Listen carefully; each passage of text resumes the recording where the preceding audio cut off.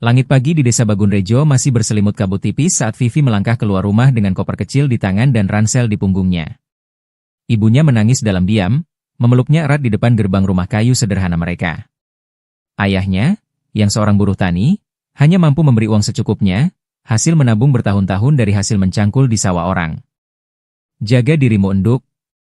Jangan terlalu percaya sama orang. Itulah pesan terakhir dari sang ibu sebelum Vivi naik ke atas bus menuju kota. Perjalanan panjang itu bukan hanya soal jarak, tapi juga awal dari perjuangan Vivi yang baru. Tiba di kota, harapan menyala. Sesampainya di kota, Vivi langsung menuju sebuah kos sederhana yang telah direkomendasikan oleh sepupunya. Ia tak punya banyak pilihan. Kamar sempit berukuran 2x3 dengan kasur tipis dan kipas angin tua menjadi rumah barunya. Vivi tak menyerah. Dengan ijazah SMA dan kemampuan berkomunikasi yang baik, ia melamar ke berbagai toko dan butik. Tak butuh waktu lama, sebuah toko pakaian yang cukup besar di pusat kota menerimanya sebagai kasir sekaligus penjaga etalase. Toko itu cukup populer di kalangan remaja dan ibu-ibu muda. Awalnya, semuanya terasa baik-baik saja. Vivi menjalani pekerjaan dengan disiplin, rajin datang lebih awal, merapikan rak-rak pakaian, dan selalu bersikap ramah kepada pelanggan. Parasnya yang cantik khas perempuan desa, kulit bersih, suara lembut, dan senyum tulus membuatnya disukai pelanggan. Bahkan beberapa pelanggan pria sengaja datang hanya untuk membeli sesuatu darinya. Namun rupanya, kelebihan itu justru menjadi sumber masalah. Rekan-rekan kerjanya yang sudah lebih lama di sana mulai menunjukkan gelagat aneh. Awalnya hanya sekadar bisik-bisik saat Vivi lewat, atau pura-pura tidak mendengar ketika ia bertanya sesuatu. Lama-lama, sikap mereka makin kasar, membebankan pekerjaan, menyindir, bahkan menyabotase pekerjaannya secara halus. "Cie, si bos kecil udah dateng. Kalau cakep MAH tinggal senyum aja, kerja nggak perlu berat ya? Kamu itu sok lugu padahal pinter ngambil hati." Vivi hanya bisa tersenyum pahit. Ia mencoba bersikap sabar.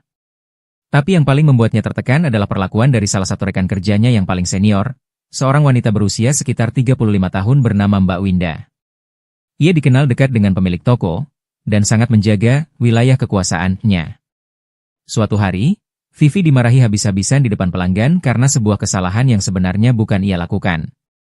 Rak diskon dipasang harga salah, Vivi yang baru saja masuk shift pagi disalahkan, padahal itu tanggung jawab shift malam. Meskipun begitu, Vivi masih menahan diri. Ia mencoba bertahan demi bisa membantu orang tuanya di desa. Namun badai semakin menjadi-jadi saat pemilik toko, seorang pria beristri yang biasanya cuek, mulai menunjukkan perhatian khusus pada Vivi. Ia lebih sering mampir ke meja kasir, menanyakan kabar Vivi, bahkan sesekali membawakannya minuman dingin. Meski Vivi tak pernah merespon secara berlebihan, para pegawai lain mulai memperkuat gosip bahwa Vivi sengaja menggoda bos demi kenyamanan kerja. Vivi tak bisa membela diri, karena tahu, membela diri di tengah kelompok yang sudah benci, sama saja memperkuat tuduhan. Satu demi satu, beban psikologis mulai menumpuk. Di kos, Vivi sering menangis sendirian. Tekanan mental, fitnah, dan suasana kerja yang penuh racun mulai merusak semangatnya. Puncaknya terjadi saat gaji bulanan keluar. Vivi mendapat potongan gaji karena dianggap menyebabkan kerugian toko dari kesalahan label harga yang lalu. Ia protes, namun tak ada yang membelanya. Ia tahu, itu sudah permainan licik dari rekan-rekannya. Ia sadar, tempat ini bukan lagi tempat yang aman untuk bertumbuh. Malam itu, Vivi menulis surat pengunduran dirinya. Ia menyerah bukan karena kalah, tapi karena sadar bahwa bertahan di tempat yang penuh iri dan fitnah hanya akan membuat dirinya hancur perlahan. Besok paginya, ia menyerahkan surat itu kepada kepala toko, menundukkan kepala dengan senyum yang tak sepenuhnya tulus. "Saya mundur, Bu. Terima kasih atas kesempatannya." Tanpa menoleh ke belakang, Vivi berjalan keluar dari toko itu. Sinar matahari terasa menyilaukan, tapi di balik itu, ada kelegaan. Ia berdiri di pinggir jalan, menatap langit kota yang kelabu. "Tuhan, aku tidak tahu kemana harus pergi. Tapi aku percaya, jalan MU tak akan sesat." Sudah hampir 2 minggu Vivi menganggur setelah keluar dari toko pakaian. Hari-harinya hanya diisi dengan menatap layar ponsel, membuka lowongan kerja dari pagi hingga malam, sembari sesekali membantu ibu kos menyapu halaman untuk sekadar mengalihkan pikiran. Uang tabungan mulai menipis. Hatinya gamang. Tapi Vivi bukan tipe yang mudah menyerah. Di suatu pagi yang gerimis, ia menerima pesan singkat dari sebuah toko elektronik besar di pusat kota. Lamaran yang dikirimnya seminggu lalu ternyata dipanggil untuk wawancara. Ia mengenakan kemeja putih bersih dan celana bahan hitam, dengan rambut dikuncir rapi. Wajahnya bersih tanpa riasan berlebihan, namun tetap memancarkan pesona. Begitu tiba di toko, ia sempat tercengang. Bangunannya besar, 2 lantai, dengan puluhan unit barang elektronik tertata rapi di etalase kaca. Nama tokonya, Surya Elektronik, salah satu yang cukup dikenal di daerah itu. Wawancaranya singkat. Ia ditanya oleh seorang pegawai senior bernama Mbak Desi, wanita berusia sekitar awal 40-an, ramah dan berwibawa. Tak banyak basa-basi, hanya sedikit pertanyaan seputar pengalaman dan kesiapan kerja. Tak ada sesi formal bersama pemilik toko. Kalau kamu siap kerja mulai besok, langsung ikut pelatihan 2 hari. Sistem di sini agak ketat, ya. Tapi selama kamu disiplin, semua akan baik-baik saja, ujar Mbak Desi sambil tersenyum. Vivi mengangguk cepat. Kesempatan sekecil apapun harus diambil. Hari pertama bekerja, Vivi diperkenalkan ke rekan-rekan baru. Ada sekitar 10 orang pegawai, termasuk bagian gudang dan kasir. Semuanya terlihat sibuk tapi sopan. Tak ada tatapan mencemooh seperti dulu. Bahkan beberapa dari mereka menyapa hangat dan memperkenalkan diri dengan tulus. Yang membuat Vivi agak terkejut adalah suasana toko yang sangat bersih dan tertata. Setiap kabel digulung rapi, layar TV bebas debu, lantai selalu mengilap. Vivi diberitahu bahwa itu semua karena pengawasan ketat dari Bu Sari, ibu dari pemilik toko. Bu Sari bukan pemilik resmi toko, namun dialah yang dikenal sebagai otaknya. Wanita parubaya berwajah tajam, rambut digulung rapi, sering datang tiba-tiba untuk mengecek toko. Jika menemukan sedikit saja ketidakteraturan, ia tak akan segan menegur bahkan memarahi. Tisu di atas meja kasir itu kelihatan dari pintu masuk. Singkirkan. Ini toko bukan dapur, ucapnya galak suatu siang saat inspeksi. Semua pegawai tahu, jika Bu Sari datang, jangan pernah duduk santai atau berbicara terlalu lama. Ia sangat anti terhadap kemalasan dan kekotoran. Sementara itu, pemilik asli toko, Pak Didik, hampir jarang muncul di lantai toko. Ia lebih sering berada di ruangannya di lantai 2. Sosoknya tinggi, kulit sawo matang, berkacamata, dan selalu berpenampilan rapi. Namun ekspresinya dingin, bahkan hampir tak pernah tersenyum. Vivi hanya sesekali melihatnya turun ke toko. Bahkan saat melewati mereka, Pak Didik hanya mengangguk singkat tanpa sepatah kata. Pegawai lain pun tidak terlalu akrab dengannya, kecuali satu orang, Mbak Desi. Pak Didik memang begitu orangnya. Pendiam. Kalau ada apa-apa, biasanya langsung ngomong ke saya, ujar Mbak Desi ketika Vivi bertanya. Meski begitu, dari desas-desus yang beredar, Vivi mulai tahu bahwa Pak Didik belum menikah. Usianya sudah 37 tahun. Dulu sempat hampir menikah, namun batal karena sesuatu yang tak banyak orang tahu. Toko ini pun merupakan warisan ayahnya yang meninggal beberapa tahun lalu. Setelah itu, Pak Didik mengambil alih toko bersama ibunya. Namun, banyak yang bilang bahwa keputusan-keputusan penting masih sangat dipengaruhi oleh Bu Sari. Bahkan urusan pribadi Pak Didik pun tak lepas dari kendali ibunya. Makanya belum nikah-nikah, semua harus sesuai selera ibunya. Kalau enggak bakal disetujui. Gimana cowok mau bebas begitu? Begitu bisik seorang pegawai di gudang saat istirahat. Vivi hanya mendengarkan, tak menanggapi. Ia sadar betul, gosip adalah racun yang tak terlihat. Ia hanya ingin bekerja dengan tenang. Meski peraturan di toko lebih ketat, Vivi merasa lebih nyaman. Tak ada tatapan sinis, tak ada fitnah. Semua orang sibuk dengan tugas masing-masing. Ia diberi tanggung jawab di bagian display dan kadang membantu kasir saat ramai. Dan seperti biasa, ia tetap disiplin. Datang paling pagi, membersihkan meja, mengecek stok brosur, dan menyusun ulang katalog. Perlahan, semua orang mulai menyukainya bukan karena wajahnya, tapi karena sikap kerjanya. Namun, di balik semua ketenangan itu, ada perasaan yang belum bisa ia baca, terutama saat sesekali ia melihat Pak Didik memperhatikannya dari lantai 2. Pandangan dingin tanpa senyum itu, terasa seperti menyimpan sesuatu. Hari-hari kerja Vivi di Surya Elektronik berjalan dengan lancar. Ia mulai hafal pola ritme toko, jam-jam ramai, jam lengang, waktu inspeksi Bu Sari, dan kebiasaan rekan-rekannya. Mbak Desi masih menjadi tempat bertanya yang paling nyaman, dan para pegawai lain pun tak segan menyapanya. Tapi dari semua hal yang perlahan mulai terasa rutin, ada satu hal yang perlahan berubah, Pak Didik. Dari dingin menjadi hangat. Pak Didik yang sebelumnya hampir tak pernah turun ke lantai 1, kini lebih sering menampakkan diri. Ia berjalan pelan, berkeliling tanpa bicara, lalu berhenti sesaat di depan display tempat Vivi biasanya bekerja. Awalnya Vivi tak menganggap aneh. Bisa jadi Pak Didik hanya lebih terlibat dalam operasional. Tapi, keanehan itu mulai terasa ketika ia mulai menyapa. Sudah makan Mbak Vivi? Kalau butuh apa-apa, langsung lapor ke saya saja. Sapaan itu diiringi dengan senyum kecil, hal langka dari Pak Didik yang selama ini dikenal sebagai sosok pendiam dan kaku. Vivi membalas sopan, walau dalam hati ada rasa canggung yang tak bisa dijelaskan. Lalu suatu siang, ketika semua pegawai bersiap istirahat, Pak Didik tiba-tiba menghampiri meja Vivi dan meletakkan kotak makanan di atasnya. Ini, saya belikan tadi. Dengar-dengar kamu suka ayam bakar ya? Vivi tertegun. Ia tak pernah mengatakan itu pada siapapun. Ia hanya pernah memesan ayam bakar dari aplikasi saat makan siang minggu lalu. Mungkin ada yang memperhatikan, atau mungkin Pak Didik memang sengaja memperhatikan. Ia menerimanya dengan senyum kikuk. Wah, makasih Pak. Tapi, nggak usah repot-repot. Nggak apa-apa, jawab Pak Didik pelan. Anggap saja bentuk perhatian. Perhatian. Kata itu terasa menggantung di benaknya sepanjang hari. Beberapa hari setelah itu, saat Vivi sedang membersihkan kaca lemari display, salah satu pegawai pria bernama Dimas mendekat sambil pura-pura menyapu. Kamu tahu nggak sih? Kayaknya Pak Didik naksir kamu deh. Hah? Dari mana?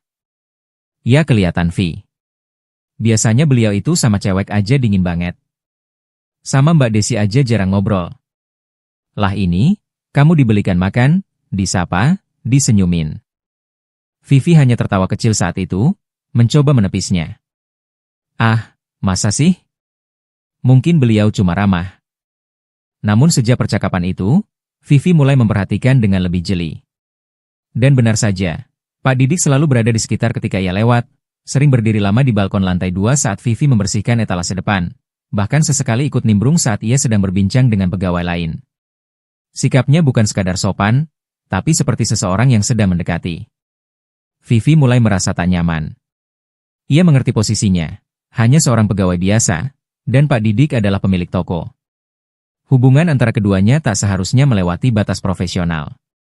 Tapi bagaimana cara menghindar dengan sopan, tanpa menyinggung dan tanpa menciptakan drama di tempat kerja? Ia mulai menjaga jarak. Lebih banyak bekerja di gudang ketika bisa, menghindari waktu istirahat yang bersamaan, dan sebisa mungkin tidak terlalu lama berbicara jika Pak Didik mengajak ngobrol. Namun perhatian itu justru semakin intens. Kadang ia mendapati minuman favoritnya sudah tersedia di mejanya. Pernah sekali, Pak Didik datang hanya untuk mengantarkan makanan ringan sore sambil berkata pelan. Jangan terlalu kurus, nanti sakit. Saya suka lihat kamu ceria. Ucapan itu membuat Vivi tercekat. Bukan hanya karena nadanya terlalu personal, tapi juga karena ia tak pernah menunjukkan minat apapun. Vivi tidak membencinya. Tapi ia tahu jelas bahwa rasa itu tak ada. Usia yang terpaut jauh, status Pak Didik sebagai atasannya, dan terlebih, kisah masa lalunya yang belum selesai. Vivi pun mulai khawatir, bukan hanya soal dirinya, tapi bagaimana Bu Sari akan bereaksi jika tahu. Dan untuk pertama kalinya sejak bekerja di toko itu, Vivi merasa, tempat ini pun bisa menjadi racun jika ia tak berhati-hati. Yang belum ia tahu, penghindarannya justru akan menjadi api yang menyulut dendam paling dalam. Malam itu toko sudah hampir tutup. Karyawan lain sudah pulang lebih dulu, menyisakan hanya Vivi dan Pak Didik yang sedang merapikan stok barang elektronik di rak pajangan. Suasana di dalam toko senyap, hanya suara kipas angin dan dengung lampu neon yang menemani keheningan. Vivi sibuk mencatat stok barang sambil berdiri di balik meja kasir. Ia menyadari Pak Didik berjalan mondar-mandir di belakangnya, terlihat gelisah. Beberapa kali pria itu mencuri pandang ke arahnya, dan ketika Vivi bertanya apakah ada yang perlu dibantu, Pak Didik hanya tersenyum kaku dan menggeleng. Akhirnya, pria itu memberanikan diri. Ia menghampiri Vivi dengan langkah mantap, lalu berdiri di depannya tanpa suara selama beberapa detik. Vivi, ucapnya lirih, tetapi jelas. Saya sudah lama ingin bicara sesuatu. Vivi menegakkan tubuhnya, sedikit gugup. Iya, Pak. Pak Didik menarik napas panjang, lalu mulai berbicara, kamu anak baik. Rajin, sopan, cerdas. Saya tahu saya ini bukan orang yang gampang disukai, saya bukan laki muda lagi, tapi saya rasa saya menyukai kamu. Vivi membeku di tempatnya. Pandangannya bertemu mata Pak Didik, yang tampak tulus namun canggung. Suasana jadi kaku. Dada Vivi terasa sesak, bukan karena senang, tapi karena tidak tahu harus merespons apa. Saya tahu ini mendadak. Tapi kalau kamu juga punya perasaan yang sama, mungkin kita bisa memulai sesuatu? Vivi menunduk, berusaha menyusun kata. Ia tak ingin menyakiti hati Pak Didik, tapi ia juga tak bisa memberi harapan palsu. Maaf Pak, jawab Vivi akhirnya. Saya sebenarnya sudah ada calon. Orang kampung, insya Allah kami serius. Jadi saya nggak bisa. Pak Didik mengerutkan dahi, kecewa jelas tergambar di wajahnya. Oh, begitu ya? Vivi mengangguk pelan, berharap situasi ini segera selesai dan bisa dilupakan. Tapi tatapan Pak Didik berubah dingin, sebelum ia berjalan pergi meninggalkan ruangan tanpa berkata apa-apa lagi. Keesokan harinya, suasana toko berubah drastis. Vivi datang seperti biasa, tetapi suasana terasa berat. Karyawan lain tidak banyak bicara padanya, bahkan sebagian menghindar. Pukul 10 pagi, pintu kaca toko terbuka keras. Seorang wanita parubaya masuk dengan langkah tegas. Dialah Bu Sari, ibu Pak Didik, wanita tua yang dikenal keras dan perfeksionis. Ia mengenakan kebaya coklat dan kain batik, serta menatap tajam ke arah Vivi sejak langkah pertamanya masuk. Mana anak itu? Hardiknya pada salah satu pegawai. Vivi yang sedang mengatur display headphone menoleh, dan jantungnya langsung berdebar. Bu Sari melangkah cepat ke arahnya, lalu berdiri hanya beberapa jengkal dari wajah Vivi. Kamu Vivi kan? Iya Bu. Berani-beraninya kamu main-main sama anak saya, semburnya. Suaranya nyaring, membelah udara toko. Vivi terkejut. Main-main? Maaf Bu, saya tidak mengerti maksud Ibu. Jangan pura-pura suci. Kamu pikir aku nggak tahu niatmu? Kamu kira dengan wajah manismu itu, kamu bisa naik derajat dengan menjebak anakku? Perempuan kampung seperti kamu itu mestinya tahu diri. Kata-katanya bagaikan cambuk. Beberapa pegawai mulai menonton dari jauh, takut namun penasaran. Vivi menahan air mata. Tapi harga dirinya mendorongnya untuk bicara. Saya nggak pernah berniat menjebak siapapun Bu, ucapnya tenang. Saya kerja di sini cari rezeki yang halal. Kalau saya salah karena menolak perasaan seseorang, apakah itu salah saya? Bu Sari mendesis, jangan belaga pintar. Kamu itu perempuan licik. Pakai muka manis buat cari perhatian. Vivi menggertakkan gigi.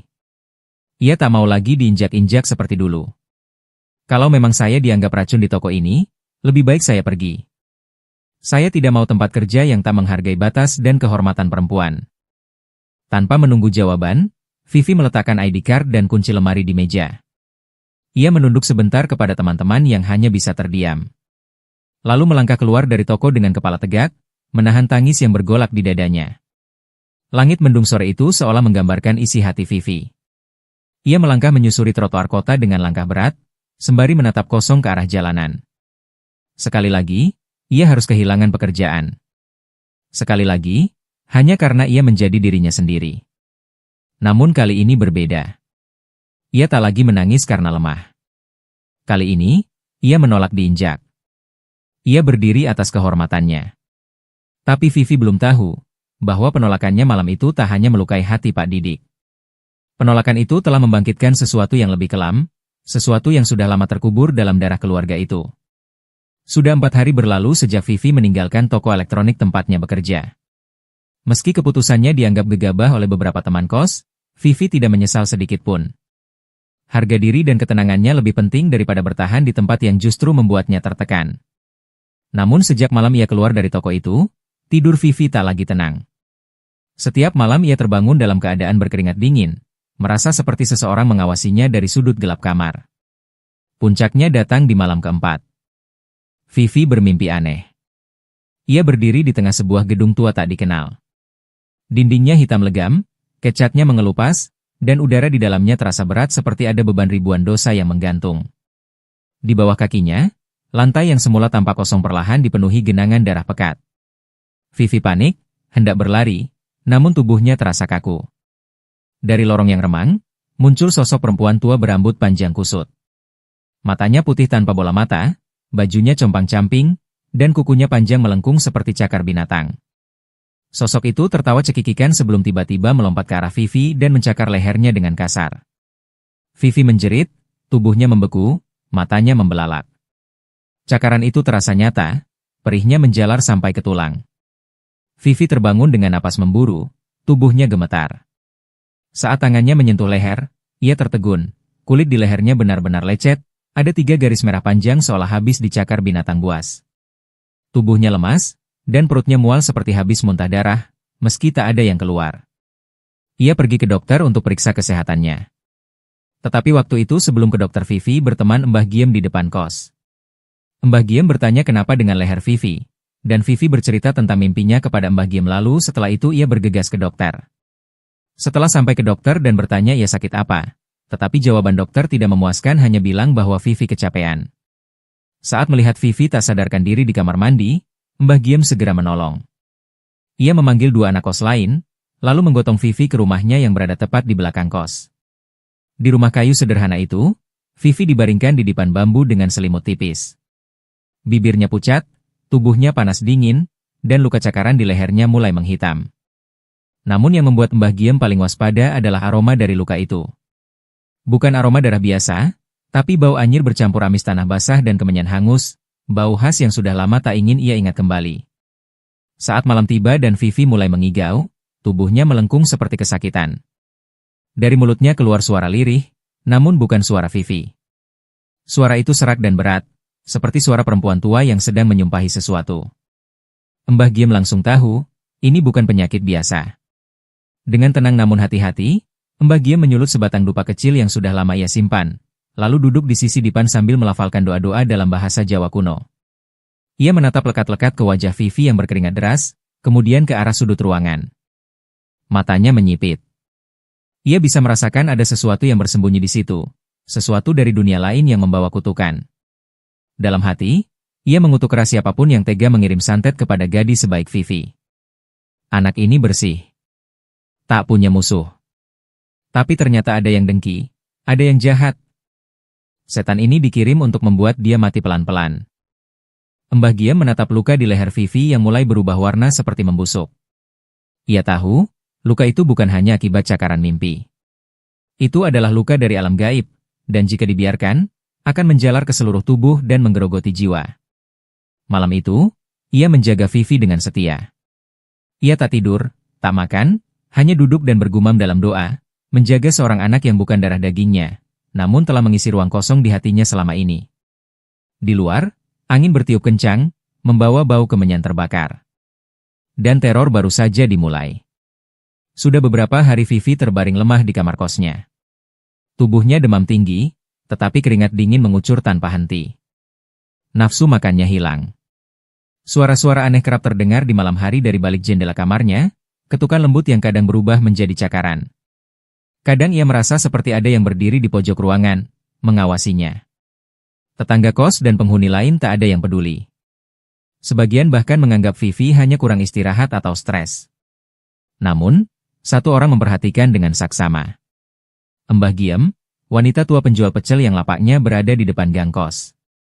Mbah Giem adalah janda yang tinggal sendirian di rumah kecil di belakang kos Vivi. Anaknya perempuan satu-satunya, yang dulu cantik dan periang, kini mengalami gangguan jiwa dan sering mengurung diri di kamar. Orang-orang bilang anak Mbah Giem kena guna-guna, tapi tak ada yang tahu pasti. Vivi mengenal Mbah Giem sejak awal ia pindah ke kos itu. Hampir tiap pagi, ia sarapan di warung kecil sederhana yang hanya beratap terpal itu. Nasi pecel Mbah Giem memang terkenal enak dan murah. Di sela-sela kesibukannya bekerja dulu, Vivi sering mengobrol ringan dengan Mbah Giem, dan hubungan mereka pun makin akrab. Mbah Giem bahkan sering menganggap Vivi seperti anak sendiri, apalagi melihat Vivi sopan dan rajin ibadah. Ketika melihat Vivi mulai jarang keluar kamar, Mbah Giem merasa firasatnya yang tidak beres benar. Suatu sore, Mbah Giem memberanikan diri mengetuk pintu kos. Tak lama, pintu dibuka perlahan. Wajah Vivi pucat, Matanya sayu dan tampak lingkar hitam pekat di bawah kelopak. Bibirnya pecah-pecah, kering, dan kulitnya tampak seperti kehilangan warna. "Lo enduk. Belum sembuh kamu?" tanya Mbah Giem lembut, menatap khawatir. Vivi berusaha tersenyum. "Belum, Mbah. Udah ke dokter, tapi katanya cuma kecapean." Mbah Giem melangkah masuk tanpa diminta. Ia menatap sekeliling kamar, lalu duduk di kursi kayu dekat tempat tidur. "Kecapean kok sampai seminggu lebih? Pucatmu kayak mayat, enduk. Ini bukan sakit biasa." Vivi hanya mengangguk lemah. Mbah Giem mendekat dan menyentuh pergelangan tangan Vivi. Matanya terpejam sebentar, bibirnya komat-kamit, entah membaca apa. Seketika matanya terbuka, ada sorot tajam dan penuh keyakinan di dalamnya. "Ini kiriman, enduk. Ini santet. Ada yang gak seneng sama kamu, ngirim sihir jahat buat matiin kamu pelan-pelan." Vivi membelalak, tubuhnya gemetar. "Ah, apa maksudnya, Mbah?" Suaranya bergetar. Mbah Giem menatapnya dalam-dalam. "Aku tahu rasanya, enduk. Aku pernah ngerasain. Anakku dulu juga korban. Makanya aku ngerti betul tanda-tandanya." Malam itu, Mbah Giem memaksa Vivi pindah ke rumahnya. Ia menyiapkan kamar kosong bekas anak perempuannya dan menidurkan Vivi di sana.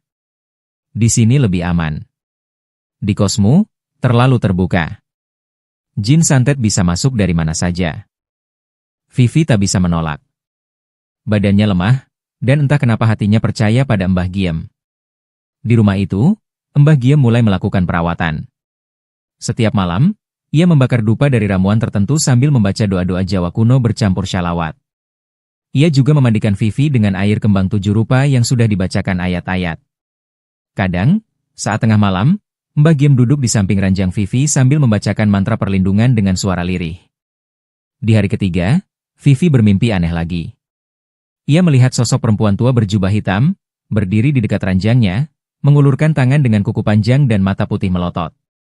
Tapi dalam mimpi itu, tiba-tiba sosok lain muncul, wanita tua berkebaya abu-abu dengan tongkat kayu di tangan. Sosok itu menghantam makhluk jahat itu hingga menghilang dalam kilatan api. Vivi terbangun dengan napas terengah, dan air mata menetes di pipinya. Ketika ia menoleh ke arah pintu, ia melihat Mbah Giem sedang duduk bersila sambil membaca doa pelan-pelan.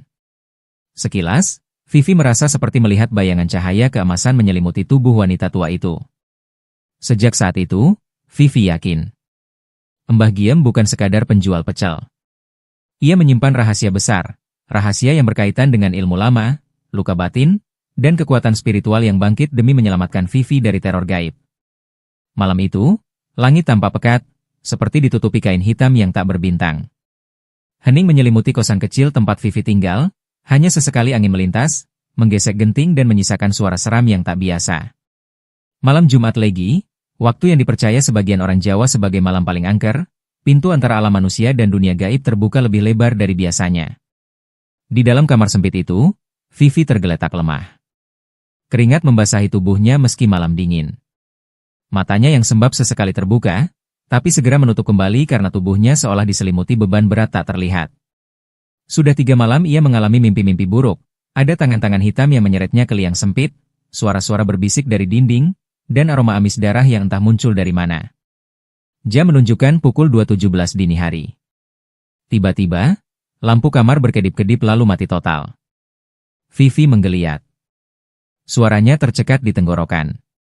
Ia merasa ada sesuatu di dalam kamarnya. Kreek. Pintu lemari terbuka sendiri perlahan. Tirai jendela yang tak tertutup sempurna bergoyang meski tidak ada angin. Suhu ruangan mendadak jatuh drastis. Napas Vivi mengepul di udara seperti di dalam lemari pendingin. Suara detak jam dinding terdengar lebih lambat, lalu berhenti sama sekali. Dan dari sudut ruangan, perlahan muncul sosok tinggi besar menjulang, mengenakan jubah compang-camping penuh darah kering. Matanya menyala merah seperti bara, kulitnya hitam seperti arang, dan bau busuk amis menguar dari tubuhnya. Makhluk itu tidak berjalan, melainkan melayang menuju ranjang tempat Vivi terbaring. Tangannya kurus panjang, dengan kuku-kuku runcing meneteskan darah segar, seolah baru saja mencabik mangsanya. Ia membungkuk, hendak mencengkeram dada Vivi. Vivi mencoba berteriak, tapi mulutnya terkunci. Matanya terbuka lebar, tapi tubuhnya lumpuh total. Air matanya menetes pelan, penuh rasa putus asa. Dan saat itulah, boom! Pintu kamar mendadak terbuka keras. Suara seperti dentuman petir menghentak ruangan. Di ambang pintu, berdiri Mbah Giem. Tapi bukan seperti biasanya, bukan hanya seorang nenek tua penjaga warung. Wajahnya keras, matanya menyala tajam, dan di tangannya tergenggam tongkat kayu hitam dengan lilitan kain putih yang berkibar-kibar meski tidak ada angin. Dari dadanya memancar semacam cahaya samar, hangat namun berwibawa. Sira dudu tamu. Sira kiriman Saka Dursila. Bali. Bali, serunya lantang, mencampur bahasa Jawa kuno dan kekuatan doa. Makhluk itu menoleh ke arah Mbah Giem dan menggeram keras, suaranya seperti kawanan serigala melolong dalam gua. Lalu ia menyerang. Dengan raungan yang bisa membuat darah membeku, ia melesat ke arah Mbah Giem, membentur tongkat tua itu yang kini menyala kebiruan, seperti bara api tidak membakar. Bruau aar. Benturan keduanya mengguncang kamar. Jendela retak, dinding bergetar, dan beberapa bingkai foto di kosan tetangga jatuh berdebam. Pertarungan supranatural pun terjadi. Makhluk itu mengubah bentuk, kini menjadi perempuan tua dengan rambut menjuntai ke lantai, lidah panjang menjulur sampai dada, matanya kosong seperti tak berbola. Ia memekik, dan tiba-tiba muncul bayangan-bayangan hitam dari lantai, mencoba memegangi kaki Mbah Giem. Namun Mbah Giem hanya memejamkan mata dan merapal ayat-ayat suci. Cahaya putih menyembur dari tongkatnya, membakar bayangan-bayangan itu menjadi abu. Dengan langkah ringan namun mantap, ia maju. Tongkatnya menghantam udara, tapi setiap tebasannya seperti membelah dimensi lain. Jin itu kembali berubah, kali ini menjadi seekor ular raksasa bermata merah. Tapi Mbah Giem tidak gentar. Ia menggigit jempolnya sendiri, mencoretkan darahnya ke tongkat, dan membacakan rapalan terakhir, ilmu pamungkas yang dulu pernah disegel karena terlalu berbahaya. Tongkat itu bergetar, lalu meledak menjadi cahaya menyilaukan. Atas nama Yang Maha Kuasa, kembalilah kau ke tempatmu, dan sampaikan salam ini pada tuanmu yang zalim. Jin itu menjerit melengking, tubuhnya membelah menjadi asap hitam dan terlempar menembus atap, meninggalkan lubang seperti terbakar dari dalam. Hening. Lampu kamar menyala kembali. Detik jam berdetak normal. Vivi terkulai pingsan di ranjang, namun wajahnya tenang. Beban gaib yang selama ini menghimpit jiwanya terasa lenyap. Mbah Giem terduduk di lantai, keringat mengucur deras. Napasnya tersengal, tapi senyum kecil tersungging di bibirnya. Anak ini bukan mangsa yang mudah, dan aku belum tua untuk mundur. Dari luar kosan, ayam berkokok 3 kali berturut-turut, tanda fajar akan menyingsing. Sudah hampir sebulan sejak Vivi terakhir kali terlihat di toko elektronik milik keluarga Didik. Kehilangannya menjadi bahan gunjingan karyawan dan tetangga sekitar. Ada yang bilang Vivi kabur karena hamil di luar nikah, ada pula yang berbisik bahwa ia telah disantet oleh pemilik toko itu sendiri. Di balik tembok rumah besar bergaya kolonial yang diwarisi turun-temurun, Bu Sari semakin muram. Sejak malam Jumat Legi yang kelam itu, kesehatannya perlahan-lahan menurun. Awalnya hanya pusing ringan dan nyeri otot. Tapi 2 hari kemudian, kulit wajahnya mulai membiru di bagian bawah mata. Tangannya membeku dingin, dan suaranya serak seperti tercekat oleh sesuatu yang tidak kasat mata. "Mak, ibu kenapa? Harus ke rumah sakit?" ucap Didik cemas suatu malam ketika mendapati ibunya tergeletak di lantai dapur. Matanya membelalak ke atas dan tubuhnya menggigil seperti habis tercebur sumur. Namun ketika diperiksa di rumah sakit, semua hasil medis menunjukkan tidak ada yang salah. Dokter bahkan menyarankan agar Bu Sari istirahat saja, sebab tekanan darahnya dan semua parameter fisik lainnya dalam batas normal. Tapi malamnya, saat Didik tertidur di ruang tamu, ia mendengar jeritan ibunya menggema dari kamar. "Jangan serat aku. Jangan tarik aku ke bawah," teriak Bu Sari dengan mata merah membelalak menatap sudut gelap kamarnya. Didik masuk tergesa-gesa, namun yang ditemuinya hanyalah ibunya yang menangis sambil mencakar lantai kayu. Tubuhnya terseret mundur meski tak ada yang menarik. Ketakutan mendorong Didik membawa ibunya ke dukun ternama yang dulu sempat menolong beberapa pejabat daerah. Namun begitu si dukun melihat wajah Bu Sari, ia mendadak gemetar dan menolak membantu. "Aku tidak bisa. Yang menyerang bukan jin biasa, ini kiriman balik dari ilmu tinggi," katanya sambil menunduk dalam-dalam. "Ini akibat orang salah kirim, dan yang jadi lawannya mantan pelindung jagat. Aku tidak mau ikut campur." Didik kebingungan. Ia mencari dukun lain, namun semuanya menolak. Ada yang hanya melihat sekilas lalu menyuruh pulang. Ada yang bahkan langsung menutup pintu tanpa bicara. Sementara itu, kondisi Busari semakin memburuk. Seluruh tubuhnya membiru seperti memar dipukuli benda keras. Kulit di tengkuknya melepuh, dan setiap malam ia menjerit karena merasa diseret ke dalam liang gelap yang basah dan dingin. Malam ke-13 sejak serangan itu, suara aneh terdengar dari kamarnya. Suara tawa perempuan tua serak dan geraman seperti binatang. Didik yang ketakutan mencoba membaca doa-doa, tapi lampu di dalam kamar mati mendadak. Ketika ia berhasil menyalakan lampu kembali, ia menemukan ibunya sudah tidak bernyawa. Mata terbuka lebar, mulut menganga membentuk jeritan yang tak sempat keluar.